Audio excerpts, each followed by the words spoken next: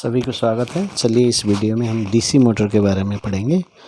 तो सबसे पहले हम लोग डेफिनेशन क्या है डीसी मोटर का ये हम लोग देख लेते हैं। डेफिनेशन ये है कि जो मोटर होता है वो इलेक्ट्रिकल एनर्जी को मैकेनिकल एनर्जी में कन्वर्ट कर देता है। ठीक है, so it is a device which can convert electrical energy into mechanical energy. तो ये हो गया सिंपल सा डेफिनेशन। अब इसका प्रिंसिपल क्या है ये हम देख लेते हैं। इसका प्रिंसिपल इस तरह से आप समझ सकते हैं कि when a coil is placed in an external magnetic field it experiences torque and gets rotated in the magnetic field. ठीक है, तो कोई भी कॉइल एक्सटर्नल मैग्नेटिक फील्ड में रखते हैं तो वो क्या करेगा, वो टॉर्क एक्सपीरियंस करेगा और टॉर्क की वजह से वो घूमेगा। ठीक है, तो यहाँ पर आप ऐड कर सकते हैं करंट कैरिंग कॉइल। ठीक है, ऐसे कॉइल को रख रहे हैं तो सिर्फ कॉइल रखने से नहीं होगा, उसमें करंट भी होना पड़ेगा। तो ये भी बात क्लियर कर दीजिए, है ना। करंट कैरिंग कॉइल और when a coil carrying current is placed in a magnetic field it experiences torque, deflecting torque उसमें आता है। ठीक है, तो वो जो है रोटेट करेगा। तो यही इसका प्रिंसिपल है। तो चलिए अब इसका डायग्राम हम लोग देख लेते हैं। अभी डायग्राम क्या है, कैसे हम बनाएंगे, तो बड़ा आसान सा डायग्राम है। तो यहाँ आपको एक मैग्नेटिक फील्ड लेना है। तो कैसे मैग्नेटिक फील्ड मिलेगा, ये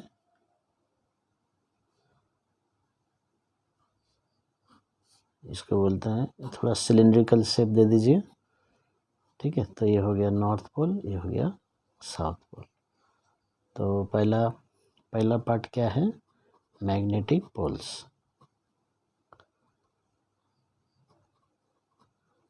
तो मैग्नेटिक पोल्स होने चाहिए मैग्नेटिक फील्ड के लिए।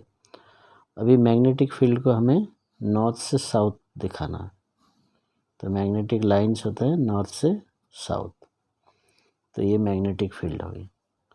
अभी यहाँ पर कॉइल दिखा दीजिए। ठीक है, एक रेक्टेंगुलर कॉइल दिखा दीजिए। ये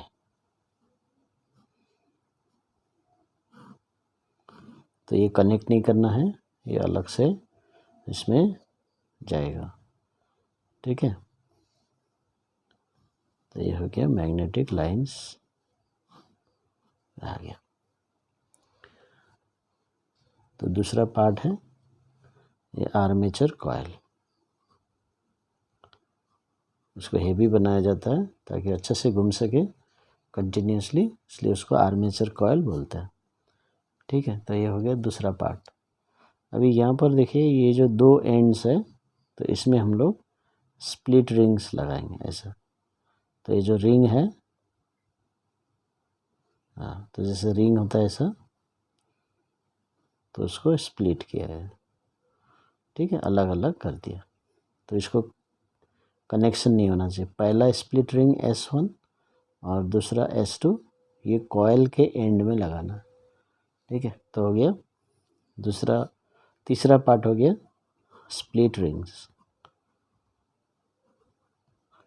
तो मेन पार्ट्स जब क्वेश्चन आएगा तो ये लिखना है। अभी यहाँ पर फिर एक कंटिन्यूस कनेक्शन के लिए हम लोग कार्बन ब्रशेस लगाएंगे। तो ये B1 B2, तो ये हो गया। चौथा पार्ट क्या होगा, ब्रशेस। तो ये ब्रशेस क्या करेगा, ये इंटरनल और एक्सटर्नल सर्किट के साथ कनेक्शन बनाए रखेगा और ये घूमते रहेगा, तो इसका जो रोटेशन है इसको इफेक्ट नहीं करेगा, बट कनेक्शन रहेगा। तो मान लीजिए करंट यहाँ से पास करना चाहते हैं, तो यहाँ पर एक रेजिस्टेंस लगाइए, फिर स्विच लगाइए, फिर डीसी सोर्स लगाइए। तो ये हो गया करंट, यहाँ से जाएगा करंट, स्विच ऑन है से, ठीक है। ये रेजिस्टेंस हो गया, तो करंट यहाँ से गया इधर, इधर में ये करंट ऐसे जाएगा। तो ये हो गया कंप्लीट इसका डायग्राम। तो 4 पार्ट्स है, मेन पार्ट्स, तो याद रखना। तो यहाँ डीसी सोर्स ले रहे हैं, तो इसलिए इसको डीसी मोटर बोलेंगे। अभी क्या होता है कि जैसे ये कॉइल है, ये कॉइल एक्सपीरियंसेस फोर्स, ठीक है। ये कॉइल है, तो इसमें फ्लेमिंग्स लेफ्ट हैंड रूल लगा के हमें निकालना। तो फ्लेमिंग्स लेफ्ट हैंड रूल क्या बताता है, ये मैग्नेटिक फील्ड का डायरेक्शन और एक करंट का डायरेक्शन। तो यदि ऐसा है तो हम इसको इस तरह से हम कर सकते, जैसे इस एंड में देखिए कितना अच्छे से ये मिल रहा है हमारा फिंगर। तो ये जो मैग्नेटिक फील्ड का डायरेक्शन है ये 4 फिंगर दिखाएगा, और एक करंट का डायरेक्शन ये वाला नीचे की तरफ है। तो ये जो थंब है ना, थंब ऊपर की तरफ, तो ये ऊपर की तरफ out of the plane of paper है, ये ऐसे फोर्स आएगा, इसलिए अब इसमें नीचे की तरफ फोर्स आएगी। तो इसलिए यहाँ पर these two forces form couple.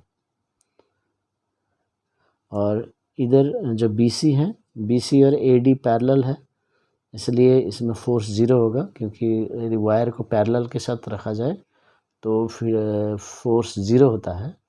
ये प्रिंसिपल याद रखिए। लेकिन ये हमेशा पैरेलल नहीं रहेगा क्योंकि ये घूमता है।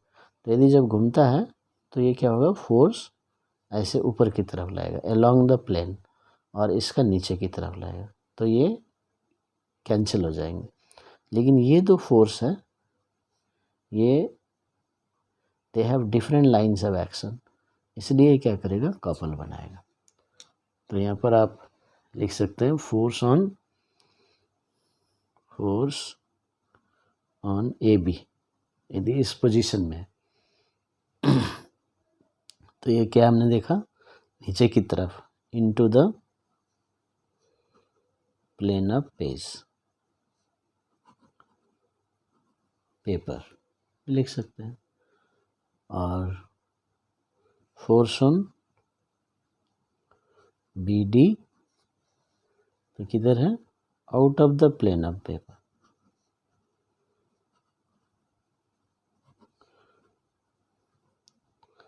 So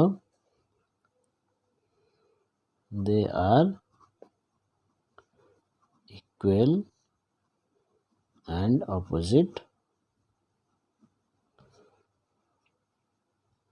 but act on opposite, okay, opposite हो गया, act on different line, ठीक है। So they produce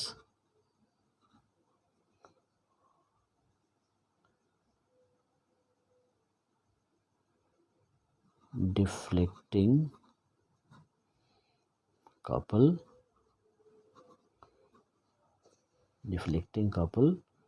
and hence the coil rotates।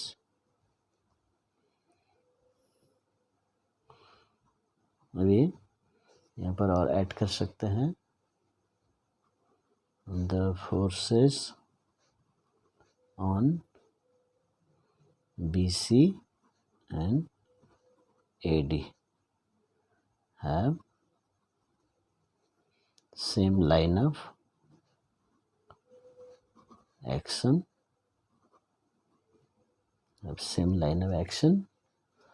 and are opposite, hence they cancel each other, ठीक है। तो इसलिए ये जो है खाली 2 फोर्स हैं, तो ये टॉर्क बनाएगा, इसलिए ये कॉइल रोटेट करता है। इसलिए प्रिंसिपल क्या लिखा था, when a current carrying conductor placed in a coil is placed in an external field, it experiences torque. ठीक है, या इसको डिफ्लेक्टिंग कपल भी लिख सकते हैं.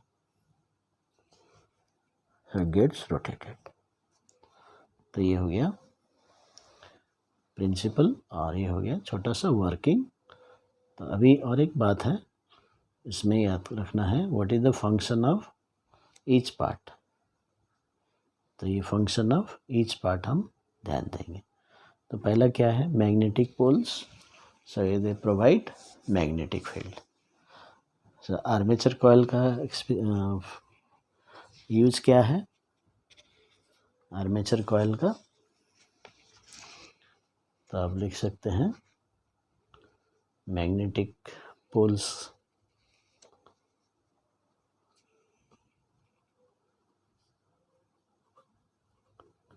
मैग्नेटिक पोल्स इसका फंक्शन है, so they provide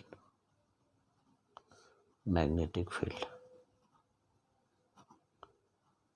okay, second part क्या था, आर्मेचर कॉइल. तो इसका फंक्शन क्या है, to experience deflecting couple. Number 3 split ring. Split rings का फंक्शन क्या है, तो इसका इम्पोर्टेंट फंक्शन है, इम्पोर्टेंट है ये, टू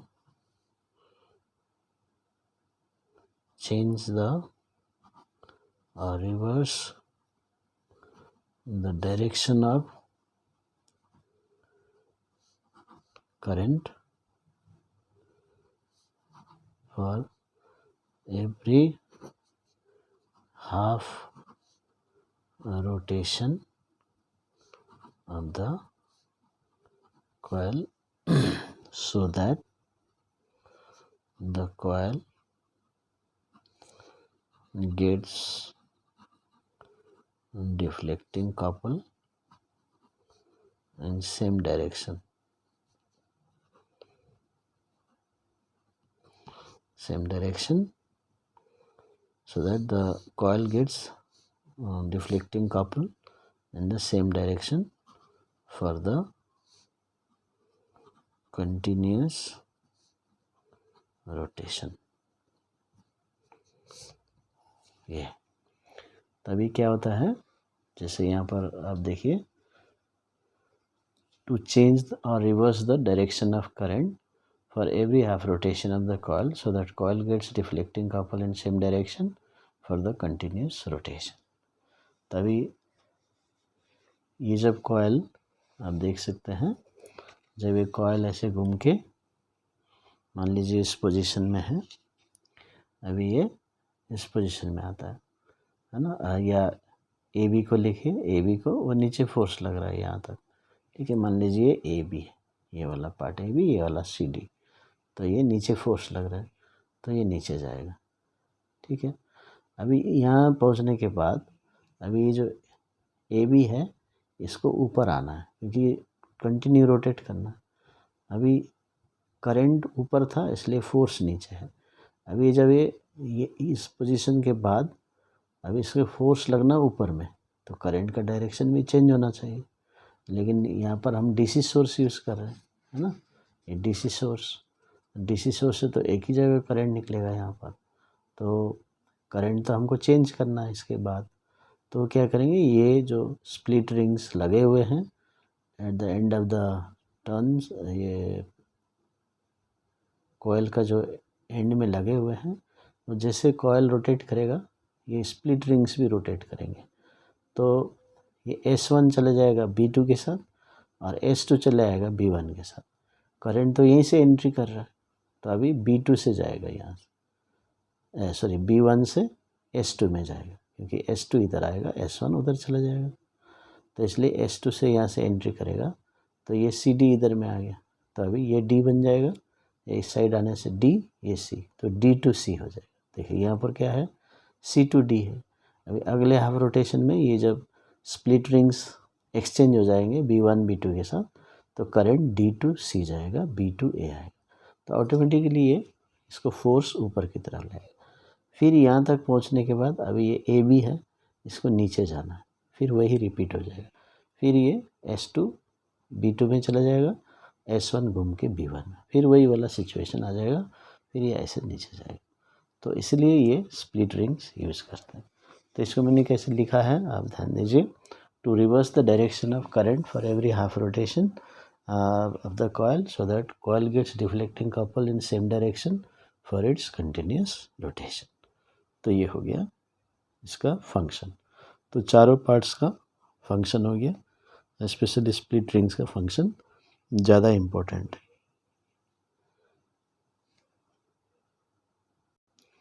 अभी और एक क्वेश्चन इसमें आ सकता है, how to increase the speed of the coil.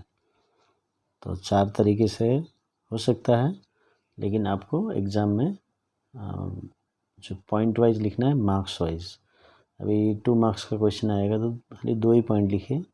1 marks भी आ सकता है किसी दूसरे पार्ट के साथ, तो एक ही पॉइंट लिखना है, ठीक है। मैक्सिमम 3 पॉइंट्स पूछा जा सकता है, लेकिन अलग से क्वेश्चन बना सकते हैं, इसलिए ये चारों पॉइंट आपको याद रखना है। तो क्या है पहला point, by increasing the number of turns in the coil, by increasing the strength of the magnetic field, by increasing the area of the coil, और by increasing the strength of the current. तो ये 4 point है, इसमें जो easy लगता है 2 point possibly आ सकता है, ठीक है। तो और एक जो पॉइंट है इसमें जानना है एनर्जी ट्रांसफॉर्मेशन। वो डेफिनेशन में हमने पढ़ लिया, एनर्जी ट्रांसफॉर्मेशन अलग से आ सकता है। तो ये एनर्जी ट्रांसफॉर्मेशन क्या होता है, किस एनर्जी से किस एनर्जी में बनता है। तो हम इलेक्ट्रिकल एनर्जी देते हैं, इलेक्ट्रिकल एनर्जी टू, वो घूमता है ये कॉइल, तो मैकेनिकल एनर्जी। तो ये हो गया answer, electrical to mechanical energy. तो ये हो गया कुछ जो है डीसी मोटर के बारे में।